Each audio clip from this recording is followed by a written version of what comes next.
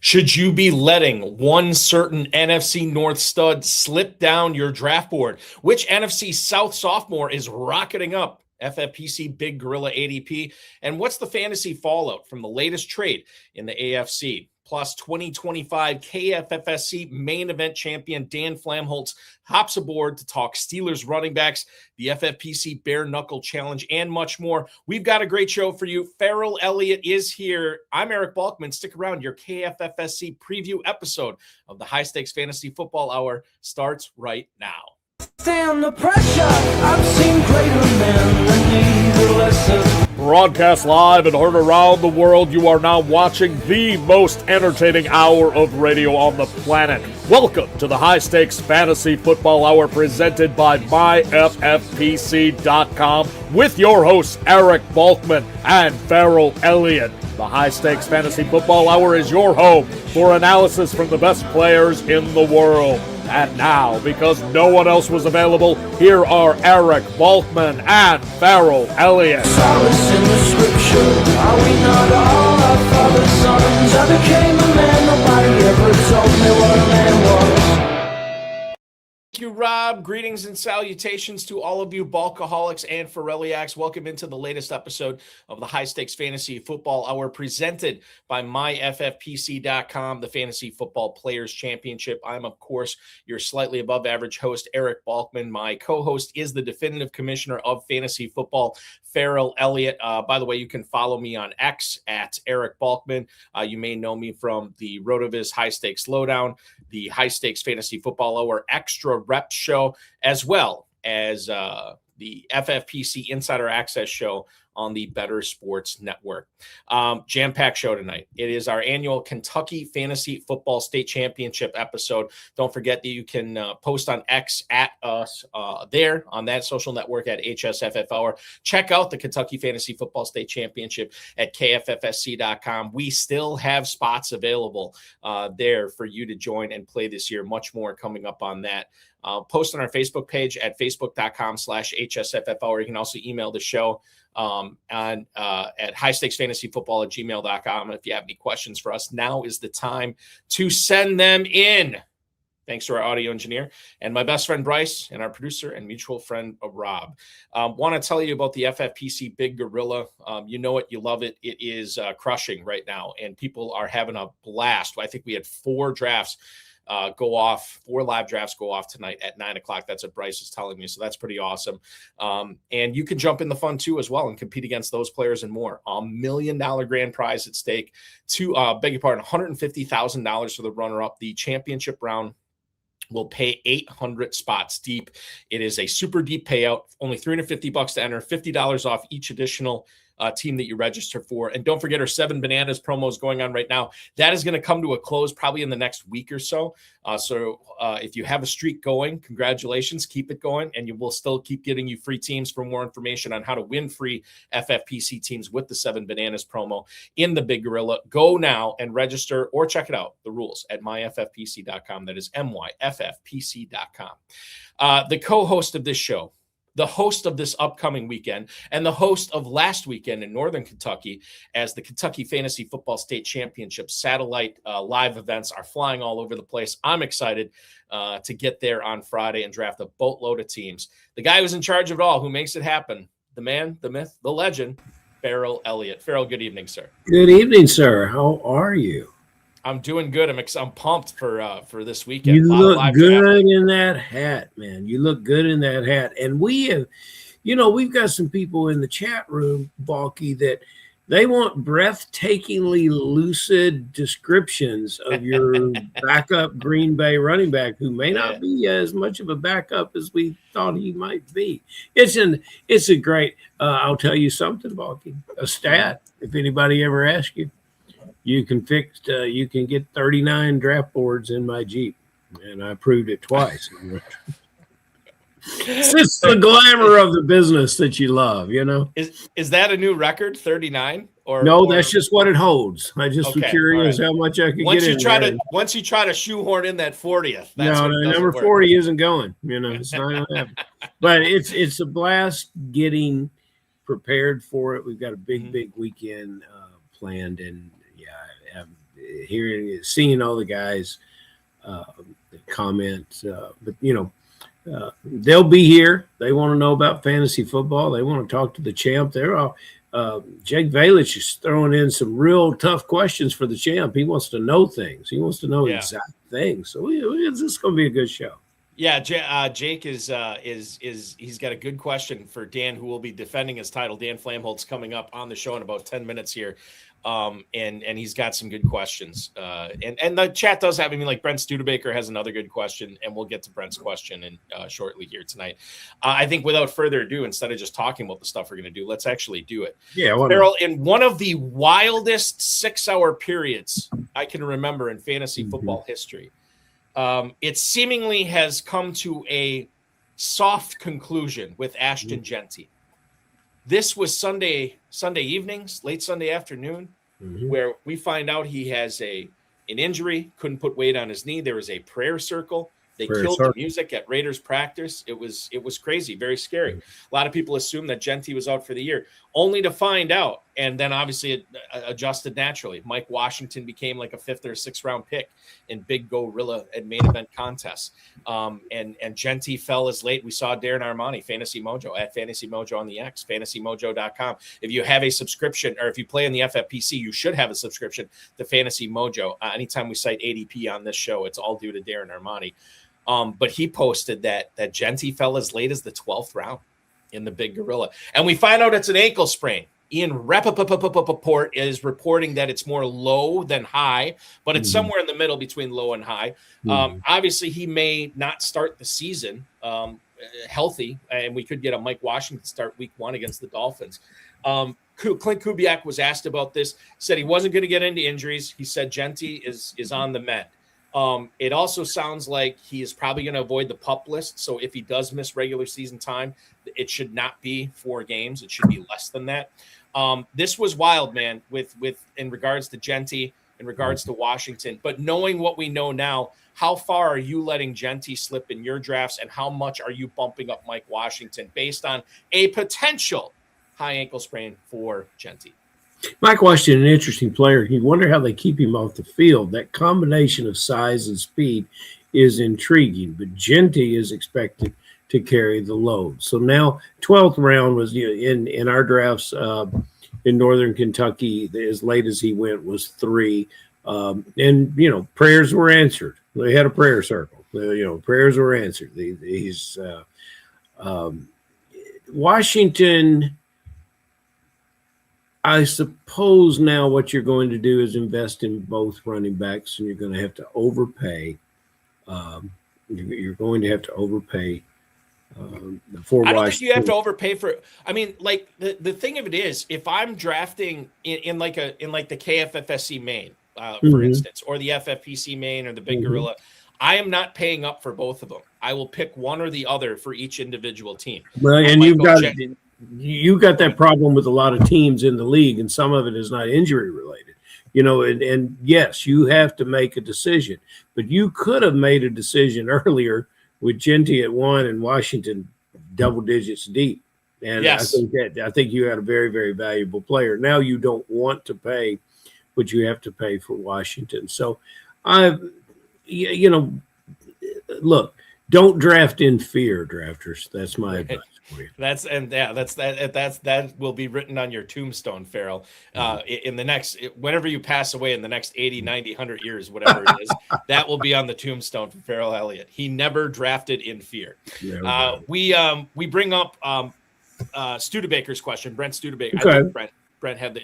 We'll get to the question right now. In regards to, I think he just said, and I'm trying to, God bless it, I'm trying to throw it up on the screen right now. Shivadelphia, thank you. I'm glad you're looking forward to the show. We look forward to having you aboard tonight. Brent Studebaker, I put up this wrong comment. Okay, here we go.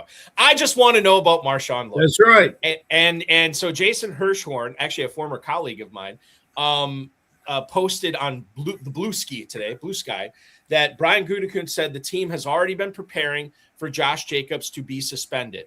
That was the headline we got at Roto World. I will say it's a little bit more nuanced than that. Gutekunst, the quote is, we've obviously been preparing for that in case that happens. But at the same time, I feel really good about the guys we have in that room. Adam Schefter, we all knew about it a couple of weeks ago that the league was talking about, that all these suspensions came off, right? And yet Puka Nacua was not suspended. Josh Jacobs was not suspended. And it's still a possibility that he could be suspended. But I will say, it's not like they have these, like, all these undrafted free agent guys that are unproven in this backfield. Marshawn Lloyd looks healthy for the first time ever in his NFL career. Got some stuff taken care of. He went to the same place that Christian Watson went to, and then he went to another place, I believe, in Southern California this offseason to try to figure out what's going on with his soft tissue injuries, and he's been healthy this preseason. They also have guys like Pierre Strong, who not only showed out rushing the ball in the preseason, but showed out on special teams. A guy with an NFL track record. Another guy, Ferrell, that a lot of the prospect bros out there loved coming out of college from a couple of years ago was Damian Martinez. He's a part of that running back room too. So you have Strong, you have Jacobs, you have Martinez. There's some other guys there as well. So even if Jacobs is suspended, I don't know if you're going to be able to get somebody worthwhile either via trade or off the waiver wire that's going to be any better than those guys. So I think the Packers are going to go to battle with this running back room.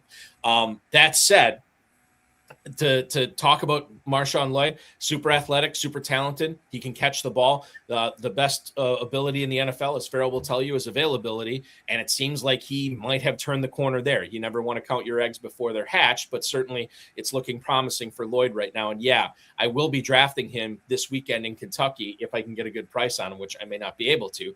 But Ferrell, I want to weigh in on the Josh Jacobs aspect of this with you, knowing what we know about what the GM for the Packers said this week about Jacobs. How are you handling him, knowing that FFPC drafters are taking him at running back 18 in the FFPC Big Gorilla right now? He is a 407 pick ahead of players like DeAndre Swift, Cam Skadaboo, and David Montgomery.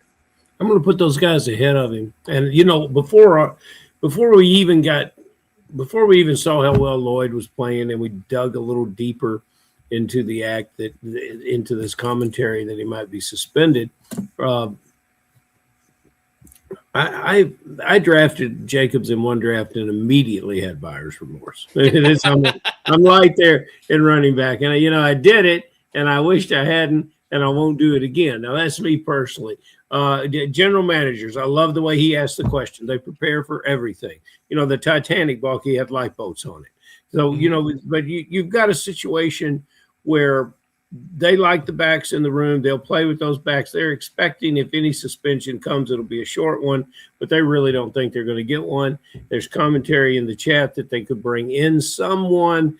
Not really. And that's a very good commentary about Jacobs, only 28. I always think he's older. He feels like he's 32. Yeah, he's been around forever. He's got a lot of mileage on him. But he's got something to prove, and the best thing when you're having personal problems is to get on the field and prove it.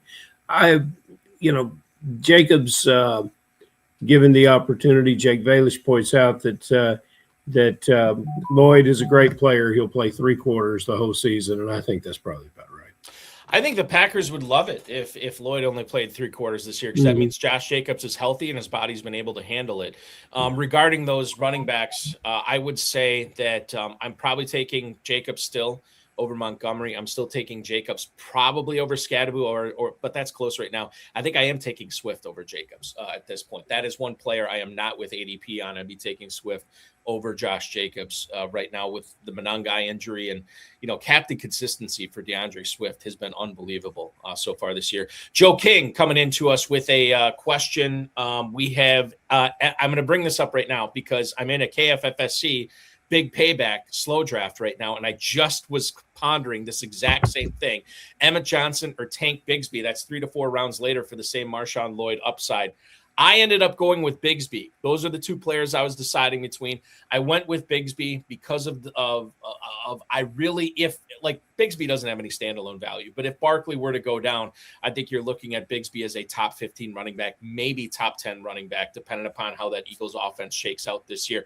Emmett Johnson has certainly been coming on. We know Kenneth Walker is no stranger to the trainer's room. My concern with with Emmett Johnson is A, he's a rookie, and B, they have other guys there like Amari Emari DeMarcado is a guy that has always seemed to find his way into a pass catching role. And I don't really see that in Philly. So ultimately I went Bigsby. Ferrell, who would you rather have this year, Bigsby or the rookie Emmett Johnson? I think I will go Bigsby as well. But you know what I'm going to do, Balky? I'm going to draft so many high-end running backs. I'm going to be so heavy at running backs that when these guys show up to be drafted, I'm going to be drafting talented wide receivers who I can identify the skill set and clear use in the offense, a defined role that I think I can put my draft capital in. I want to bring in our guest tonight. Let's do it right now, because this is royalty we're talking to tonight, Ferrell, and it's very exciting. Anytime he's been on our show before, I think, and I'd have to go back and check, but I think we had him on the show a couple of years ago, and he said, "You know what? I'm going to give this Kentucky thing a try." Yeah, he did. Decided to play. So, and I've hung out with him a couple of times in Louisville. He and I always seem to find ourselves at that bar right outside Gordon Ramsay's Steakhouse after all the drafting is done. And we figure we solve the world's problems after that. He's been solving fantasy football problems for years. He has won well over a dozen FFPC leagues, countless KFFSC leagues over the years. And last year, he outlasted every single competitor, yours truly included, in the KFFSC main event to win the coveted 2025 Kentucky Fantasy Football State Championship title. Please welcome in as the guest tonight on our annual KFFSC preview episode. It is the Hammer himself, Dan Flamholtz. Congratulations, champ, once again. How's it going tonight, dude? Doing well, thank you. Thank you for having me again, Balky and Ferrell. How are you guys doing tonight? We're doing good. I'm just looking at the screen that you have up right now, Dan. Why are you the blue hammer tonight instead of just hammer? This is weird. Yeah, I was doing a couple of drafts recently, and I saw a couple of other hammers with team names. So, I wanted to avoid any confusion differentiate or controversy. So. When I first joined the FFPC about 5-6 years ago, many of my team names started off as Blue Hammer, and I just converted it to Hammer along the, sometimes along the way. So I just went back to the original name and just stuck with the Blue Hammer, at least for some of my teams. I thought Balky and Hammer. I thought it was because you now own Kentucky. You decided to adopt the color of the state. Balky, when he first came here, he facilitated more drafts than he drafted. I told the Hammer, I said, you got to play, Dan. You don't want to go to a swim party and watch everybody else in the pool. You've got to get in the pool, and so he came. He came and he says, Ferrell, you were right. I should have played a little more. I should have bought more teams. So he comes back last year. He was a wish I had, Ferrell. He was a wish I had. And he comes back last year, and he had added one last team at the last minute to draft on Friday night at the Canton Division. And, Dan, I'll let you take the story from there. Yep, that was the team that allowed me to be fortunate enough to win the overall championship. Got real interesting that last Monday night game, as we talked about previously, the last time you had me on back in May, but it was worth the stress that last night. Well, and go ahead. And always grateful and fortunate to win, and thank goodness Nakua ended up being out of bounds on that final play of the fourth quarter, which potentially could have led to a field goal, which would have extended the game. And, Lee Oldenburg, I think, was breathing down my neck pretty hard. He had Bijan Robinson, and the fact that catch was ruled incomplete, so it wasn't a catch. The game ended, and, I escaped narrowly with the win. Every NFL game comes down to 2 or 3 plays. Every NFL season comes down to a dozen plays. It doesn't surprise me that you were in that situation on the Monday night. And I was very pleased with the outcome. We had 5 top finishers. All could have made excellent champions for us. And the delegates from the Sopranos, Stephen G's boys, Reddy and Carbone, came down here and won many divisions, won big paybacks. They also finished with 2 teams, I think, 6th and 8th. So there was just a lot of great play that from players that were making their first trip to Kentucky last year, and Hammer was making his second. Yeah, and it was it's always a lot of fun drafting Kentucky, and Dan, I'll let you weigh in on this too. But like my whole thing, and I'm kind of unique in this regard, but like I don't draft live drafts throughout the season. Like I'm busy with other stuff with FFPC and my like whatever. I can't really dedicate 2 hours or an hour and a half or whatever it is to do a live Kentucky draft. Ferrell is incredibly accommodating, and I've done 24 plus slow drafts with Kentucky this year. But the one thing I look forward to is actual live drafting coming up at Caesars. And then you go to the bar and you spend time with Dan. Do you ever go to your room? Do you ever spend any time in your room at all? I'm not there a whole lot because I like doing the early, like the sunrise at the Bourbon Turns drafts. I like getting up. I got work to do while I'm out there too. So it's very like I'm one of the last guys to go to bed, and I'm usually one of the first people up too. So I don't spend a whole lot of time there, but that's okay because I'm just having a blast out there. And Dan, like the thrill of drafting live in Kentucky against people that a lot of FFPC players who have come out over the last 10 or 15 years to Kentucky because they sort of look at it as like a prep ground to get ready for the main event out in Las Vegas. We've had a lot of high stakes drafters. A lot of the people we've had on this show are now and have been drafting in Kentucky, yourself included, Dan, which has been tremendous. And it's so much fun sitting down and rubbing shoulders with these people I've had on the show, with these people that have won all this money in Kentucky and FFPC, Dan. It's always quite a thrill every year. It is. And it's, not only is it a lot of talent from a draft perspective, but a lot of great personalities, great people, met a lot of, friends over the last 2 years that I keep in touch with throughout the year. You mentioned Jake Villek, Stuart Keene, Tom Herron, Chuck Root, just to name a few. Great guys, great people, and it's really a pleasure to be able to hold on to those relationships, not only at the Kentucky drafts during the weekend in late August, but really throughout the year to talk about fantasy football and, sometimes just life in general. Great people, great drafters, great competition. It's really a wonderful experience, and it's great to be a part of the high stakes fantasy community in that manner. Yeah. Speaking of Jake Villek right now, he is posting. He has a question here for you, Dan. What draft slot will you be targeting in Kentucky, and how much fab will you be willing to spend to secure that spot? He also said, please be as specific as possible. So there you go, Dan. You can put it like I'll just and nobody cares what I do, but I'll just tell everybody I like to bounce around. Like I'm doing, I think 7 or 8 drafts this weekend. So I'll do some from the front, some from the middle, some from the back. I don't really have a preference. I just like the fresh look I get from all different spots. Dan, what about you? Yeah, my approach is, this year, I think I would really like to be in the top 3. If I'm not in the top 3, drop me down to number 12. And that's an interesting commentary, Dan, because that's what we saw at Cincinnati.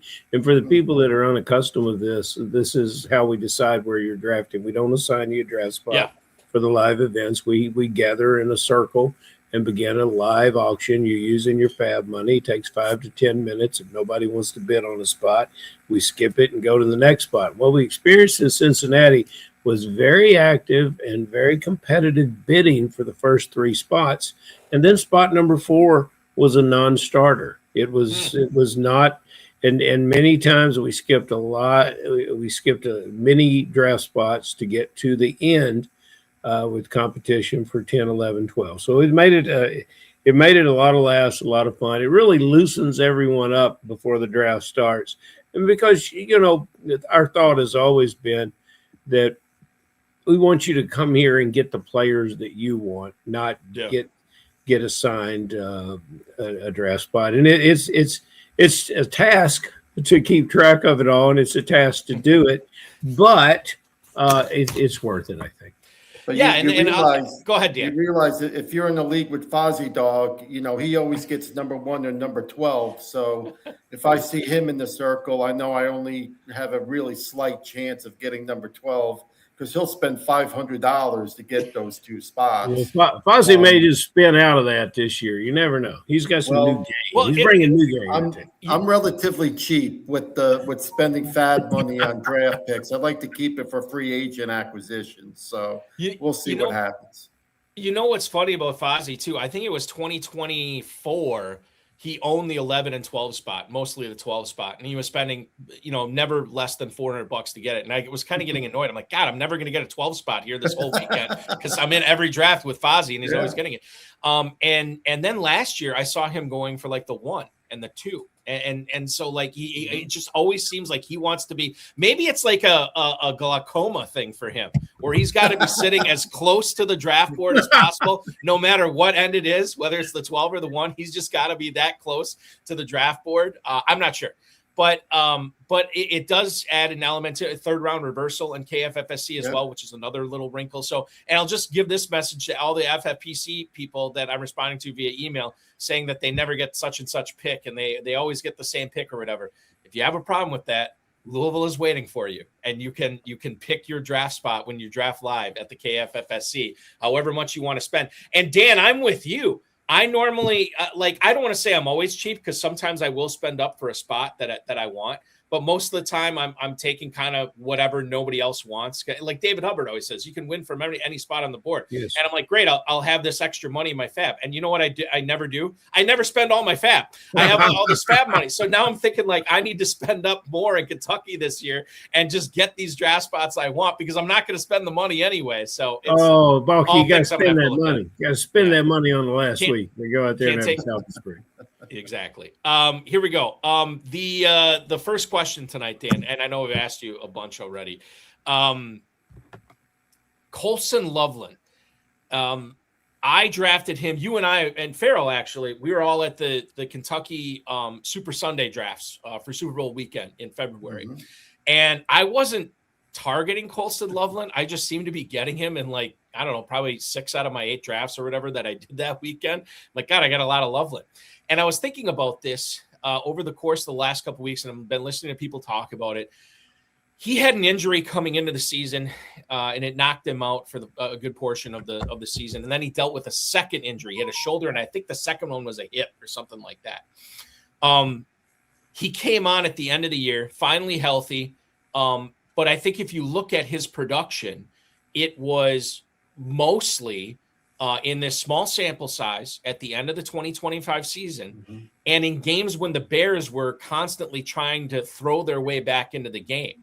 I think about the 2 Packers games totally evident where they get down to Green Bay and then they throw. Loveland is catching in a lot of these games.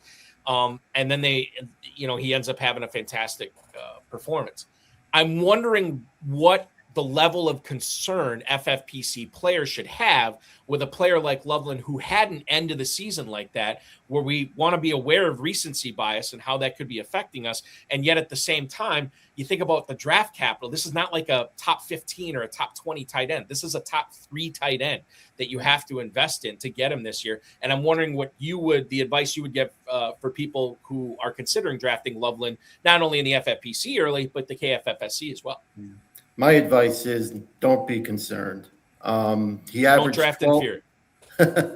He averaged 12 targets over the last 4 games, 2 of them being playoff games. So it just shows you the confidence that the coaching staff and the team has in Colson Loveland to be a major contributor. He's very talented, can run the full route tree, can get downfield. And let's just extrapolate an average of 12 targets a game over a 17-week schedule. That's over 200 targets. And I think we would all agree that 200 targets really isn't practical, right? But let's be conservative and shave off about 4 targets a game, right? So that brings you, let's say 8, if you want to give him another target, 9 targets. So you're up around 140 to 150 targets over the course of a 17-game season. If you take the average conversion rate for tight ends of targets, it's right around 65%. So let's give Colston Loveland a few more percentage points because he's an elite player. Mm-hmm. And let's also hope, Caleb Williams improves his accuracy with another year in the Bears offensive system. So let's say the conversion rate of Colston Loveland's targets is around 70%. So right there, you're talking about 95 to 100 catches. Sure. It's insane. Right? So I'm willing to take Colston Loveland, and I did during the Big Gorilla draft that you broadcasted live on July 10th. I took him at 2.3. And I think if you take him at 2.3, there's still room for upside because I feel at this time next year, we'll be talking about Loveland as a mid to late first round pick. A lot of people have concerns about, who's going to be the number one passing option in that Chicago Bear offense. Well, I'm putting my money on Loveland. I think Loveland will be the number one option in the passing offense. And I think Burden and Adunze will battle it out for the number two option on a weekly basis. So for me, I don't think he's going to get 12 targets a game, but he doesn't have to justify a second round pick. And then obviously in these tournaments, whether it's the FFPC or the KFFSC, you need to have those players and you need to be willing to gamble a little bit on that unknown upside. Because people will talk about players that go early and say, well, he's already going high in the draft. What are you talking about upside? Well, I think Puka Nacua is an example of exactly what you were talking about with the guy that – where was Nacua going last year? Into the first, early second? I'll tell you, he was my second round pick on the team that won the championship. Yeah, there you are. And right? so you can repeat the same thing. You could repeat the same thing with Loveland. And Joe King put up an interesting commentary about Schultz. He's crediting Schultz with a few more catches than he got. But I'm with you, Joe. I see what you're saying. So but fellas, the New England Patriots, tentacles and coaching tree and front office throughout the league, their reach is impressive. We've talked about Keyshawn Boutte being moved out of that lineup in New England, and now you see him headed to Houston. We talked last week, Dan, about what would make things work for the quarterback and the offense in Houston was to have, after the injury, to have another dominant second receiver, number two receiver, come in. I think Boutte is an excellent example, and I think the Caserio, the former pro personnel director at New England, knew how to get that deal done with his former employee. So in this situation, Boutte, I don't think has any effect on Nico Collins' production other than to help it as another receiver, as another very, very good target.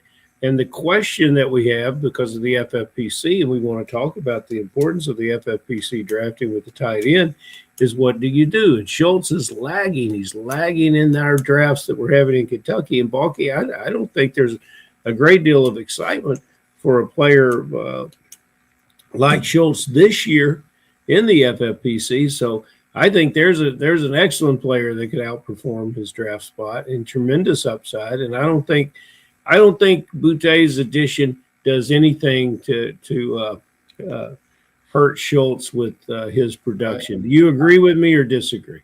I actually think it helps Schultz quite a bit. I think what you have to remember with Boutte is that he's a downfield target, right? So if you look at the average amount of yards Boutte had per reception, it was around 18, 19 yards per reception. So defenses actually have to respect that deep threat. So I think that actually helps Schultz with the underneath routes because they can't crowd the line of scrimmage and the safeties have to stay back a little bit to respect what Boutte can do. Plus the fact that the Texans' offensive line needs a lot of improvement So I also think that helps Dalton Schultz, because I think C.J. Stroud's going to have to get rid of the ball sometimes a little bit quicker than what is intended. So even if Schultz is not the primary target on certain routes, he's going to get a lot of catches being the secondary route. So to your point, Ferrell, maybe Schultz's upside overall is capped a little bit by not being the number one receiving option and maybe not having a lot of yards after the catch. However, with that said, he does possess upside relative to where he's being drafted. So if he's going right now, let's say in round 11, all you need him to do is produce like a round 7 or round 8 pick to get significant upside and have him pay and get that value and really make him a major contributor to your team as you compete in this tournament. Yeah, I did not think as a football player, Balky, that he played that well last year. But as a fantasy football player, he was wonderful. Dalton Schultz, tight end 20, to Dan's point, 11-11 right now in his ADP over the last 2 days in the FFPC main event. Remember that you can play in the FFPC main event right now. $600 off each additional team you purchase after your first one, $1 million grand prize, 200 spots deep will the championship round pay, $200,000 to the runner-up, $1 million to the winner. MyFFPC.com is ready to go for that. Compete live in Las Vegas against guys like Dan Flamholtz, who will be out there this year competing in the main event, or from the comfort of your own home as well. MyFFPC.com for the main event. We move forward here and talk about the Texans a little more. Dan, what do you make of this purported workload split? I know Jane Slater, I want to say from NFL Network, was reporting about a month or 2 or 3 weeks ago, talking about a potential 50-50 split that she walked back, but she kind of clarified a little bit more. And now we hear other beat writers saying, based on what they're seeing in practice, this could be a 50-50 split. I do know there's plenty of fantasy pundits out there that are kind of just saying that there's no way that this would happen. Woody Marks had the opportunity last year. He was highly inefficient. They gave up this capital for Montgomery. They want to make sure that he is the guy that is leading this charge. How do you think the workload split is going to work between Montgomery and Marks in Houston this year? Yeah, I think Montgomery will get most of the early down work and also the work inside the 5, inside the 10. So probably it could be one of those situations where for every 2 series that Montgomery gets, maybe Marks gets 1 and Marks is in on 3rd down a little bit more, because he's a little bit more explosive in the passing game. So overall, I would say probably more like a 70-30 or 60-40 split in favor of Montgomery. And I actually think both have value where they're currently being drafted. I think if Montgomery remains as a mid-5th round pick and Woody Marks remains going around 10 or 11, I think both could be useful to have on your roster, because I do think Marks does possess upside as a pass-catching back. And if something does happen to Montgomery, and he's been nicked up a lot over the last couple of years, whether it's a knee or I believe an ankle injury, he's missed 3 or 4 games at least the last couple of years. I think Marks could be very useful as a high-end handcuff that could also generate some flex value along the way. Fellas, Adam Hahn, I'm going to start using Adam's real name again. Adam Hahn checks in and says Marks will be a thorn to Monty owners. And yes, Marks is going to do a little more than what we suspect, because I think that they're going to move those chains, and Marks 3.7 yards per carry mixed with Montgomery will get down in distance that might reward those wide receivers. But I'll remind Adam that Mark struggled mightily inside the 10-yard line, as the entire Houston team did, and Montgomery will not do it. And that's where we're going to get. I just want to say this real quick about what Adam was saying here. A thorn to Monty owners. And yes, that could be true. But he also might be a needle to Montgomery owners. What do I mean by that? I mean this. The needle of the medicine that Woody Marks is injecting into David Montgomery owners, that yes, you're not getting the full Monty as throughout the season because of Marks, right? But Marks working it and taking away that little bit of volume from Montgomery might be what keeps Montgomery healthy all season and into the fantasy playoffs and maybe help you winning $1 million. So yeah, quality over quantity. Right, exactly. What in the world, Dan, is the quantity of carries going to be for the Pittsburgh running backs? I think I've made up my mind, but I want to hear what you think. The difference between Warren and Dowdle. Is there a difference? Is it a true 50-50 split? And what does that mean for drafting these players? I think on the early downs, it will be more or less a 50-50 split. Both could convert in the red zone as well. But I think the major difference is the advantage that Jaylen Warren has on third down. Rico Dowdle has a reputation of not being the best running back in picking up blitzes and in pass protection. So if you're not good on third down and pass protection, especially on the Pittsburgh Steelers team that has some offensive line opportunities, and we all know Aaron Rodgers isn't the most mobile quarterback at this stage of his career, I think Jaylen Warren is going to be on the field quite a bit more than Dowdle. And I think there's a lot of value with Warren, with being that running back that at least has a 50% split on early downs, but also will get those receptions on third down. Because I think Warren will be the back on the field at that point in time, and Dowdle will just be an early down back. So and that's something that I thought about too, and I absolutely love Dowdle's skill set. I love watching him play. I love watching him run. So I have a problem with either of them. I just don't want to get involved. So, you know, because and Balky, we see these questions to the Hammer very direct from Jimmy Williams and from Jake and everything. Because Hammer's such a quality guy, he'll answer directly. He won't give anybody anything. That's why you make such a great interview. But here's the thing. When you talk about Warren and Dowdle, I think Warren is more or less going in the late sixth round, and Dowdle is going in the mid seventh round, I believe. Yeah, there's only a half a round difference, but for me, the true upside player is Jaylen Warren, because not only could he match Dowdle's carries on the early downs, but I really truly believe the upside with Warren being the third down back, you kind of get the best of both worlds with Warren. And he may end up outproducing his sixth round draft position by a couple of rounds. And Adam comes in again, Balky, talking about better than last year. Warren gets Gainwell's dump offs from last year. I don't think last year has anything to do with this year's Pittsburgh team. I will say this. They got the same quarterback, a quarterback who I believe 57 years old, Aaron Rodgers right now. That is a guy who does not want to get hit, and that is a guy who cannot run out of trouble. So I think, like, while the team is different, you're right, Ferrell. I will say that those dump-off opportunities, specifically that aspect of the offense, I think is going to be back this year. And I think Warren – now I know that there's been reports that Dowdle's working in and Warren's a pass catcher, and good on him for sure.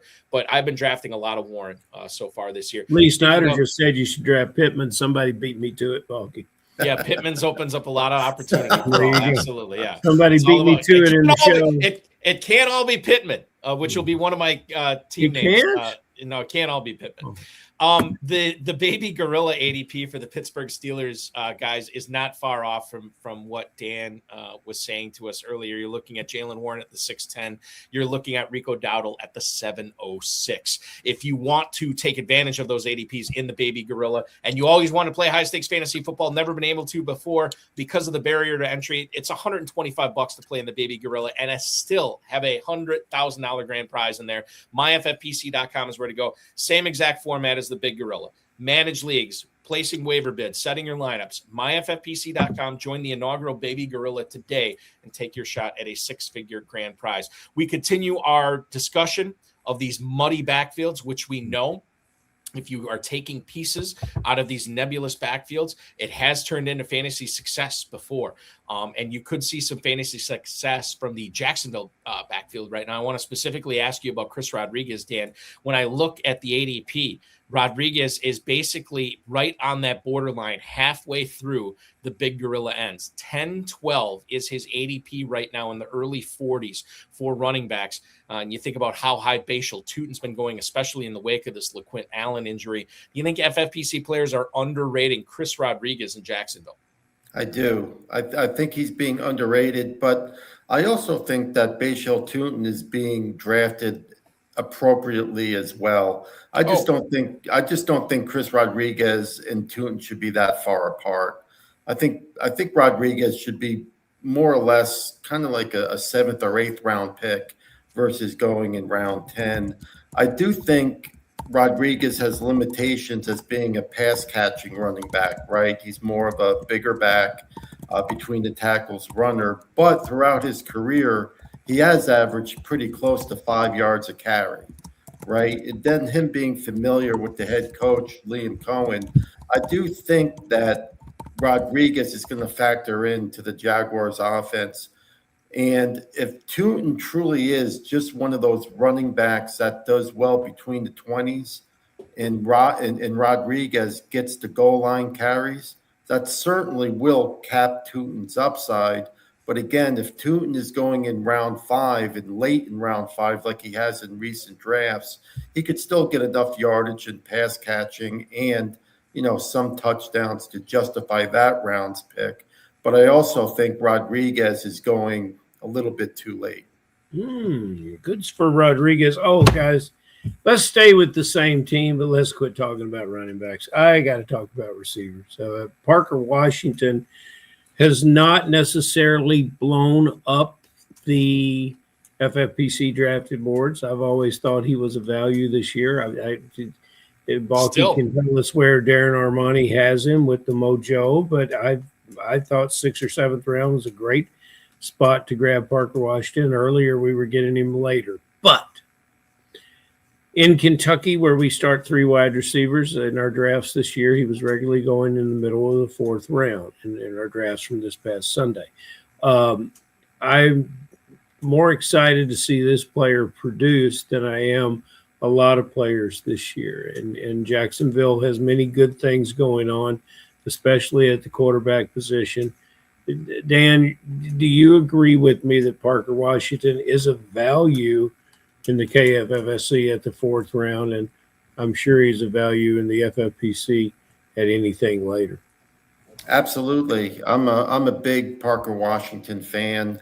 As a matter of fact, when you had me on back in May, I mentioned that at this time next year, I think Parker Washington will be discussed as a 2nd or 3rd round pick versus an FFPC.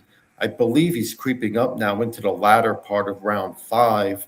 Mid-round 5, Dan. Mid-round 5. Mid-round 5. Okay. And then when you had me on in May, he was like mid-round 7. Right. Right. So that's why you draft early, Dan. Good man. Get in that's there. Right. So he is creeping up. But to me, I think he's still a great value, because if you're getting him, in the middle of round 5 in FFPC drafts, and you think that next year he could be a 2nd or 3rd round pick, that's a lot of upside in those early rounds that he could really, deliver for you. And, the reason why I'm really high on Parker Washington is because even though it's a small sample size, he did show what he's capable of. He has great chemistry with Trevor Lawrence, and if he continues to play that slot role, similar to what Chris Godwin did in Tampa under Liam Cohen, he's going to be a target monster. He might end up with 90 to 100 catches this year. And I don't see Brian Thomas or Jacoby Myers as a threat to Parker Washington. Again, I view Parker Washington as the wide receiver 1 in that offense, and I think Brian Thomas and Jacoby Myers might have some spike weeks here and there, but from a consistency standpoint, I think Parker Washington will get the majority of targets and will be a factor in that offense every week. I don't know. I might have taken Brian Thomas once but I have taken Parker Washington multiple times. I've taken Jacoby Myers multiple times when I was just trying to get pieces of this Jacksonville offense. But I think Parker Washington is where it's at. And the reports that we've been getting out of Jacksonville and what we've seen, it's been very, very bullish on Parker Washington. Well, Chuck Root messaged me 3 days ago, and he told me he's taking Parker Washington in round 2 just so I can't get him. Former $500,000 FFPC champion Chuck Root is doing that, and I know he's going to be in Louisville this coming weekend as well. For sure. Very excited to see him again. Parker Washington in the Big Gorilla, which is a managed league, 507 for his ADP, in the best ball tournament for the FFPC. Dan, that is where he is going, basically at that 5-6 turn right next to Christian Watson, which I think is because when I don't know if you're going to necessarily see spike weeks from Washington. I guess you could, but the attraction with Washington out of all those other Jacksonville receivers is the consistency, which you may not need in the best ball tournament. So you could actually join the best ball tournament in the FFPC and fade Washington and go with some of these other spike week guys. And why wouldn't you play in the FFPC best ball tournament this year?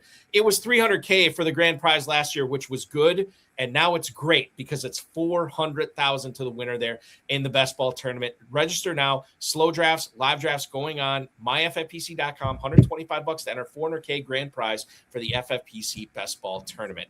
All right, we flip to a look ahead. I know we were talking Kentucky, and we're very excited to be in Louisville this weekend, Dan. But you're going to be drafting in one of, I think, the most underrated drafts in all of the FFPC landscape. After the second game of the season on Thursday night with the Patriots and Seahawks, you're going to be drafting in the Bare Knuckle Challenge. This for the uninitiated. This is a 28-round draft, 30 seconds on the clock. You cannot use your phone, computer, laptop, tablet, pencils, papers, nothing but that big brain in your head.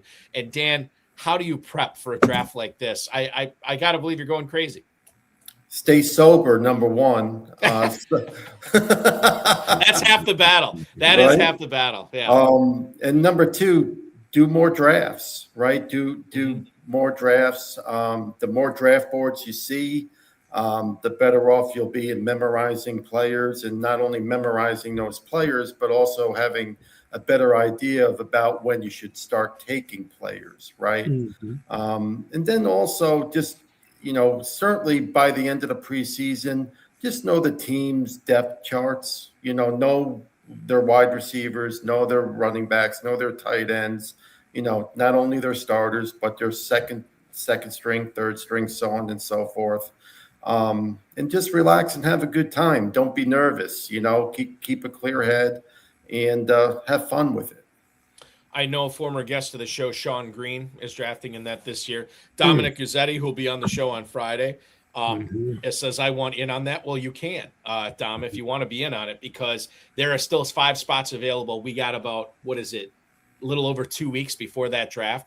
5 spots available for the Bare Knuckle Challenge. Sign up now at myffpc.com. Very exciting to see not only the Bare Knuckle going on, but all the other drafts that are going on there too. Ferrell, I've been excited for my Alec Pierce shares now that Chris Ballard has finally told us that he expects Pierce to resume practicing next week. But I think this is a good opportunity to talk to Dan about that.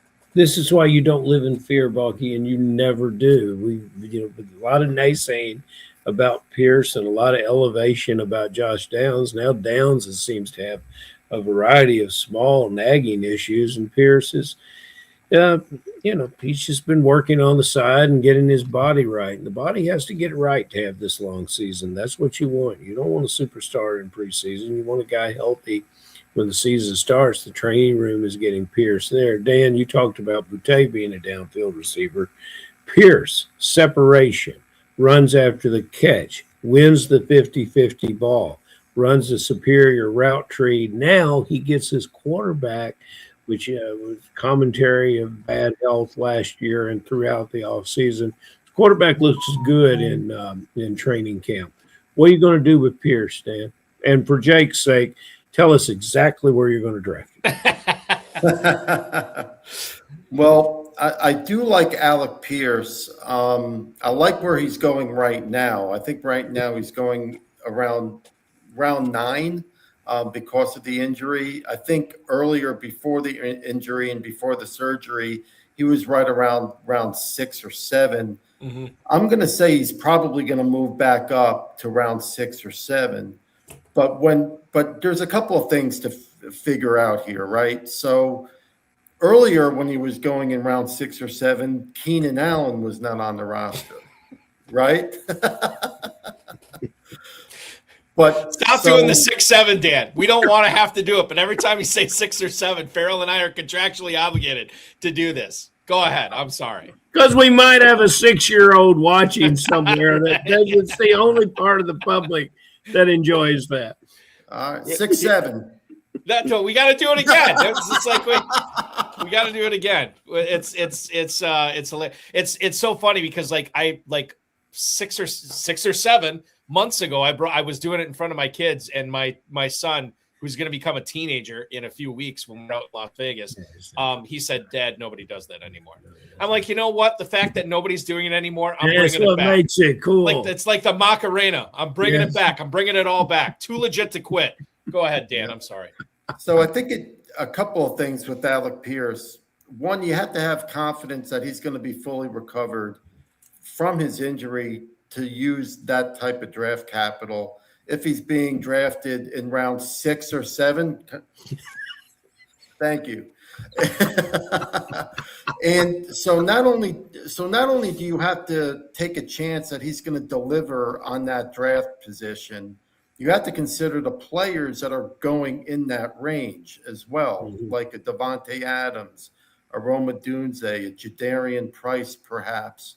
And so you're weighing and asking yourself, are you willing to take a chance on Pierce's upside coming back from an injury, or would you rather have the upside of the other players going around him? And for me, I think round 6 would be a little bit too rich. However, if he continues to slide to round 7, 8, or 9, I'll certainly consider him there. So I'm not completely out on Pierce, but I do think you got to draw the line somewhere on him. In that KFFSC big payback slow draft that I'm in right now, I had 4 receivers at this point in the draft, and I ended up taking Alec Pierce. Again, this is Kentucky, so it's a little bit different. At the 9-10 as my number 5 receiver, and I was pretty pumped to get him there. I feel like he's going to be a player that we are fine fading right now, and then when it comes to be like early October, like, God, why the heck did we not draft this guy earlier? So bulky, yeah. Would you have considered him in round 6 or round 7?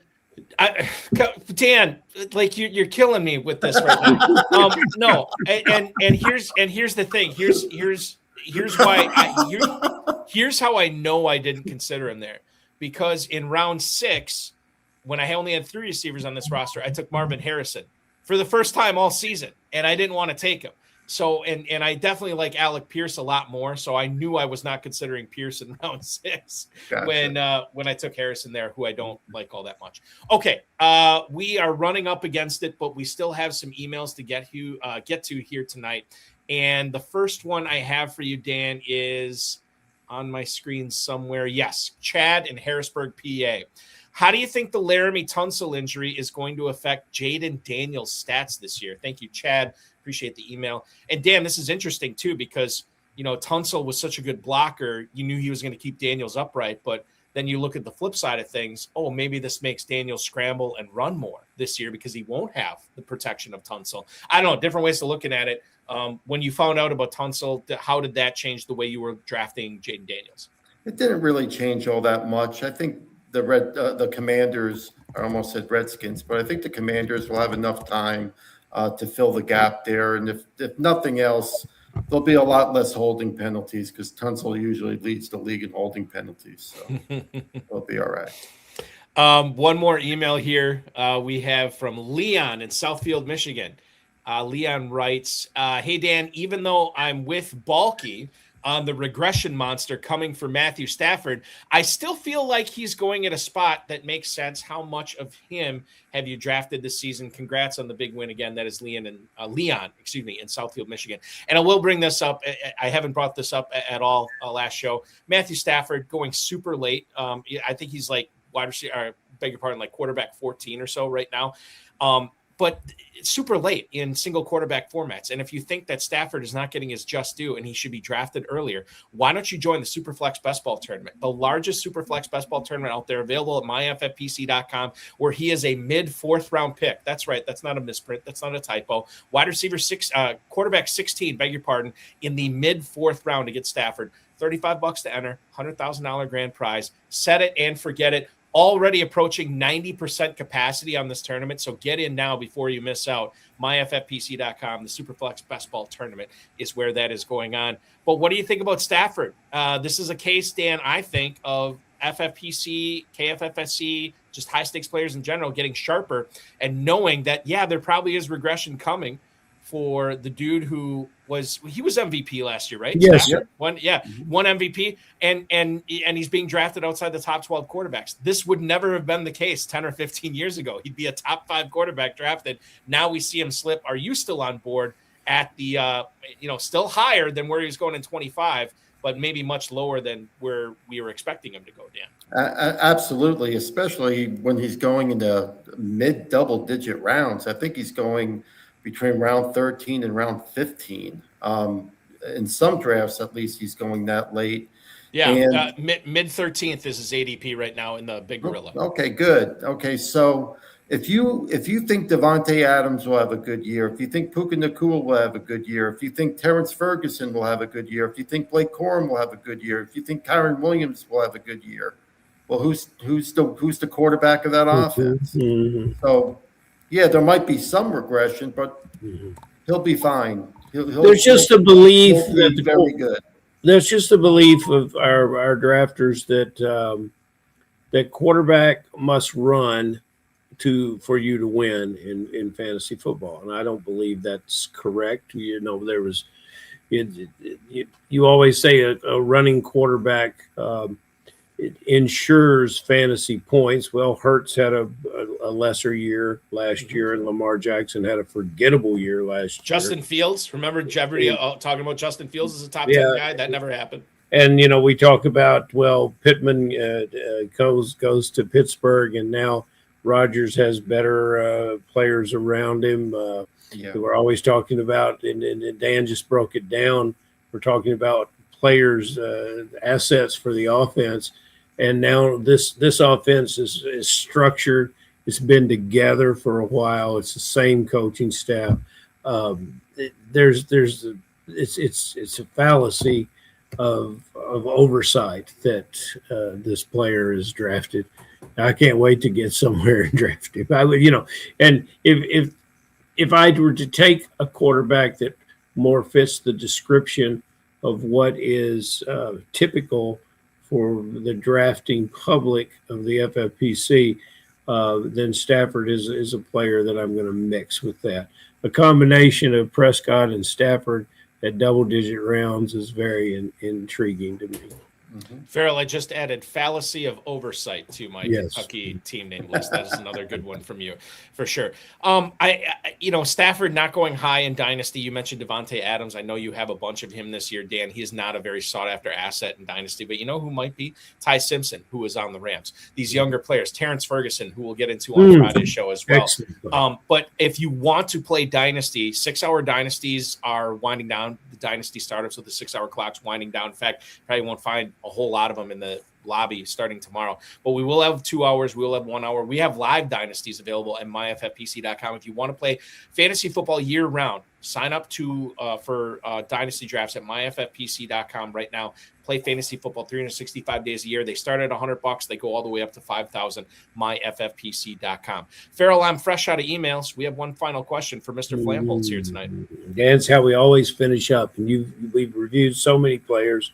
Give us a fresh one that you absolutely love. Somebody wake Jake up and get him ready, because here comes a true answer. Give us somebody that you really love. And you're such a positive guy, you can find worth almost in every player. But give me a player, perhaps that you just don't want to be in business with this year? I don't want to be in business with. You do not want to be in business. Okay. With. See, Balky, he can't even conceive. There's a couple. One is T. Higgins, and it's not necessarily anything against T. Higgins, the player. I think he's a very good NFL player, but generally, when it comes to wide receivers, I look for the ones that are consistent volume players, right? And T. Higgins, for me, has too many down weeks. So the consistency of his scoring is a little bit of a concern for me. And right now, he's going in the 4th round around other players that I just prefer to draft. Zay Flowers, perhaps, Garrett Wilson, just to name a couple of running backs like Cam Scatterbo. What about Jalen Waddle or Egbuka? I like Waddle. I like his potential in the Denver Broncos offense. Bo Nix, I believe he had the most pass attempts last year.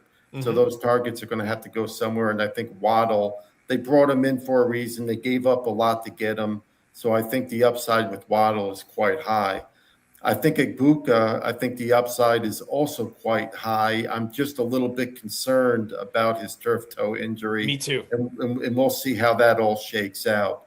But T. Higgins is one of those guys. And, you asked about for me to choose a player that a lot of people are high on. So I know I'm going to get a lot of disagreement there, but for me, I just want more consistency out of the wide receiver position.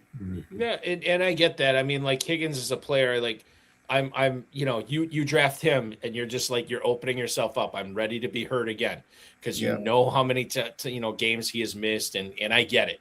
And I'm not super heavy in on him, and he is going in a spot to your point, Dan, where there's other players that I have been drafting.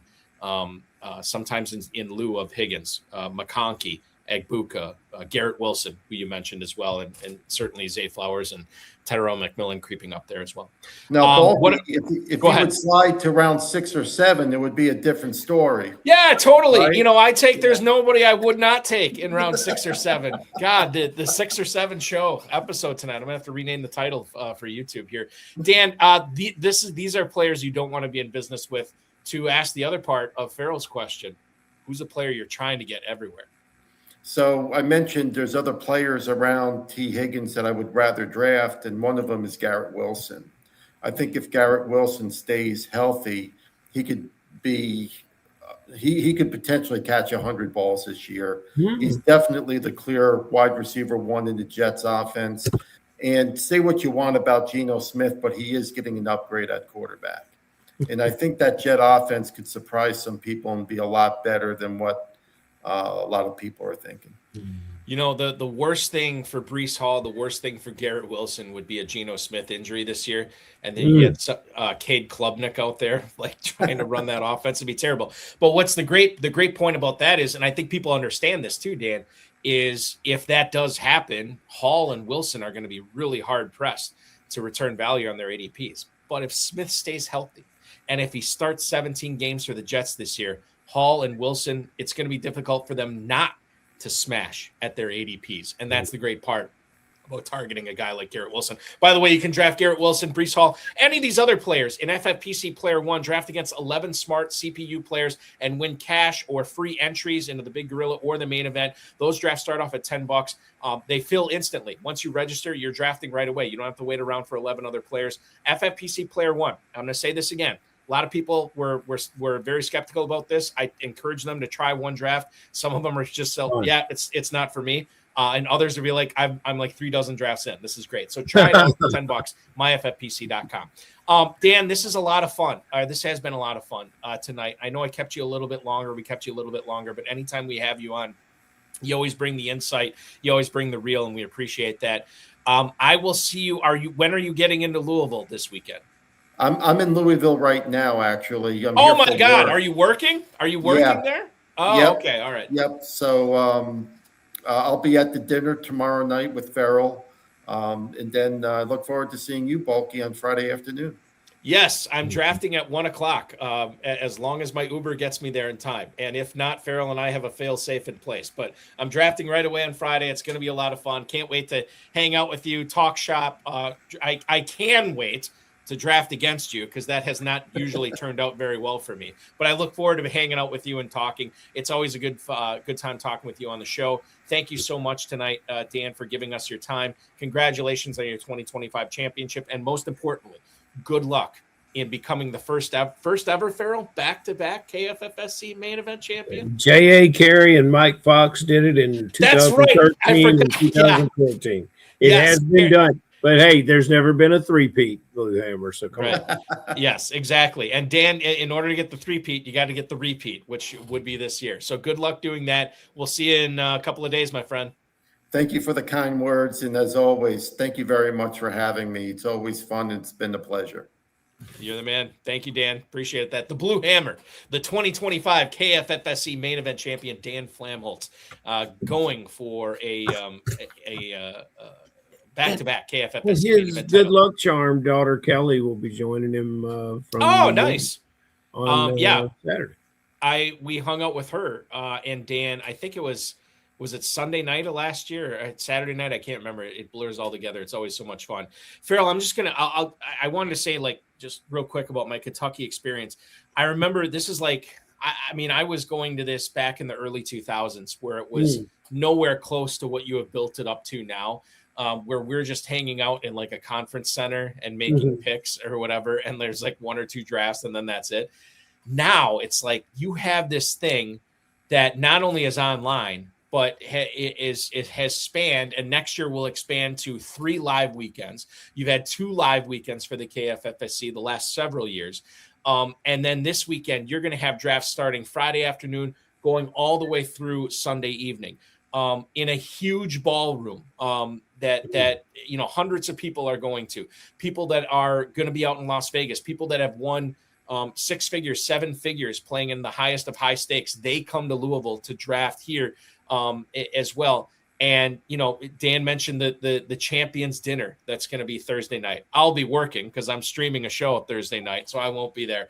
But the big award ceremony that you always have on Saturday to honor everybody. I mean, the monolith you have created here, kudos to you and kudos again, because I have never run into anybody who's gone to Kentucky and you're like, yeah, I'm never doing that again. Everybody always comes back. It's so much fun. Well, thank you, Valky. That's quite an honor for you to say. And the type of personalities that we have in the room is what makes it go. And yours is a big one, and we love that. And it's it's a community that when people come, you're not going to meet any strangers. You're gonna feel good, and you're gonna and to make Billy Van Ormer happy, every meal is served with fried chicken. And, Bobby Sangerman has been on the road a couple years and been away, and he'll be returning this year. I spoke with Jay Reed today, who's taken a break from fantasy football for a year, but he'll be back with us next year. And awesome. That's it, and so we understand in this world, there's many obligations, but, if you can't be with us this year, we want you to be with us in the future. We keep trying to make it a little better every year. So thank you for those nice words. Yeah, and I'll bring this up too. The Dizzle, Dave Gerzak, the co-founder of the FFPC, wasn't enough just to come to Louisville this year. He drafted last Sunday in Northern Kentucky as well, and he's flying back out to Louisville, I think, tomorrow. He and his beloved co-manager, Mr. Kurt Hall. And the real Leroy. And two-packer Ron Meyer will be at team. I was the only one from Team Wisconsin in Louisville last year, and I felt out of place. And then everybody was like, God, I can't believe we missed it last year. Everybody's coming this year. So it's going to be great. I will see you Friday afternoon, my friend. And then we're going to do a show. And just by the way, and Ferrell, I should mention this, and you probably brought this up to me already. The show that we're doing Friday night that's going to air 10 p.m. Eastern, it's recorded. So I will be drafting, Ferrell will be working. You will see a show at 10 o'clock on this channel, but it will not be us doing it live. It is going to be a recorded show. So just so everybody's aware about that, that is what's going on. KFFSC.com. And the last thing I'll mention too, Ferrell, live spots. Do we have anything left live this weekend? I know we got a ton of stuff online. We do. We have two drafts that if you no one is going to make any last minute decisions to come to the KFFSC and jump on an airplane, I think, and get here in 2 days. So what we've done is our last two drafts, a main event draft at 11 p.m. on Saturday night. Which I'm in. Yes, sir. And it has 3 spots remaining. And we are opening that up to what we call a virtual drafter, which is how we handled a lot of our drafters back in the days of COVID. And we do it in a seamless way. And that would be great. If anyone would like to join that way, they should call me at 502-523-5057. That we also have 3 spots in a big payback for Sunday afternoon. We're also virtually open for drafters. That's $1,000 buy-in, and a dominant team can win $9,000 in that league. And that's a great competitive league. And those 5 spots will close out our live and for this year. But our online is filling daily, and we're trying to have as many as we can between now and our final day of drafting, September 7th, because Balky, that's when I get on an airplane to head to Planet Hollywood on the Strip and draft in the FFPC.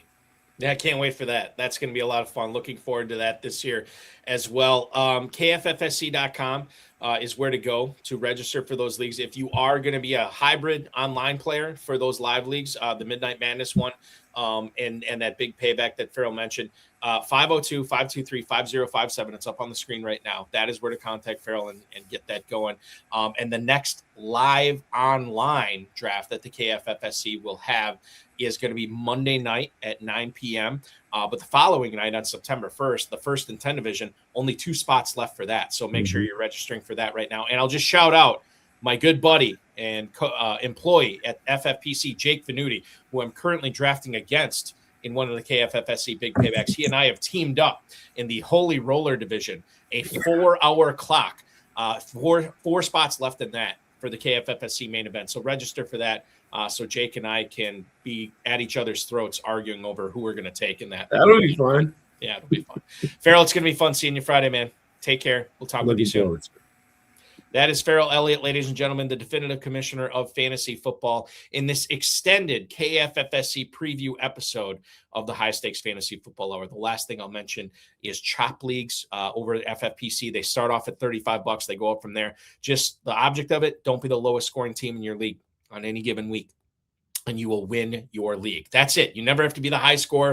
You don't have to be the medium score. Just don't be the low score, and you can avoid that chop in FFPC chop leagues. Again, myffpc.com is where to go for that. Those have live and slow drafts filling up. myffpc.com. Remember to like this video, subscribe to the channel, comment on the video, share it with your friends, share it with your enemies, and get notified each and every time we go live. I want to thank Dan Flamholtz, Ferrell Elliott, the FFPC, Rob Bryson, and of course, each and every one of you. We were toying with the idea of doing a show next week. The Dizzle kind of shut me down on that. He said, we're going to be too busy. I need you running interference and taking care of FFPC players. So the next live HSFF hour will not be, brace yourselves, until Wednesday, September 16th. Basically, 3 weeks from now is our next live episode. So we will not be doing a live show until then. However, we will have you covered. Extra Reps will air this Friday at 10 p.m. Eastern time with myself, Ferrell, and Dominic Guzzetti, the former FFPC and KFFSC league champions in the chat earlier tonight. You could watch him live. He was actually on the KFFSC preview episode last year. And we look forward to having him on Extra Reps at 10 p.m. this Friday. Tomorrow night, live on the FFPC YouTube channels, YouTube socials, FFPC socials, beg your pardon, as well as the Better Sports Network. It is Insider Access, 7 until 9, with yours truly and Fantasy Alarm's Colby Conway joining me. That's going to be a lot of fun. And I believe that is the final Insider Access that we're going to have until September 17th. Yeah, no, that's not accurate. Yeah, it is accurate. September 17th will be the next Insider Access episode. So that show also takes a 2-week hiatus, and we'll be back on September 17th. Extra reps with Dom on Friday. And then, of course, in case you missed live FFPC Big Gorilla draft coverage with the three Goombas and Fantasy Alarm's Andrew Cooper last night, check that out at the FFPC YouTube channel or any of the socials. That was a lot of fun. Actually, I watched that one. It was great. I was hanging out in the chat watching those guys. And they did a great job. So check that out. myffpc.com is where to register for the Big Gorilla. You can watch it on any of the FFPC socials. That is going to do it for our show. For Dan Flamholtz, for Ferrell Elliott, I'm Eric Balkman. And as our friend Vince Staffolino reminds us, you are officially over the hump now.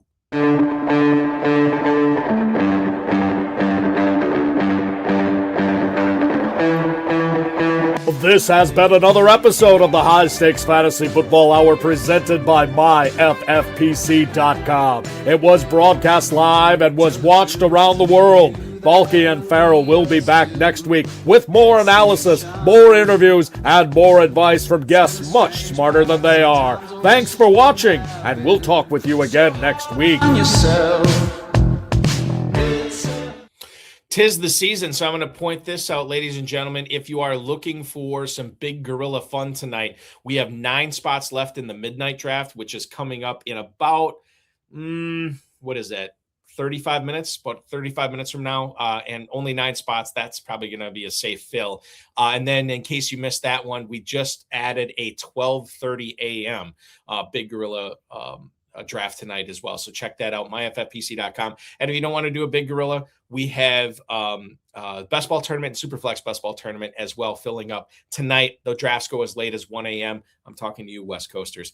Thanks so much for watching, everybody. We'll talk to you on Friday night with extra reps, and we'll see you hopefully in Louisville this weekend. It's going to be a blast. Hopefully you can join us. Thanks for watching, everybody.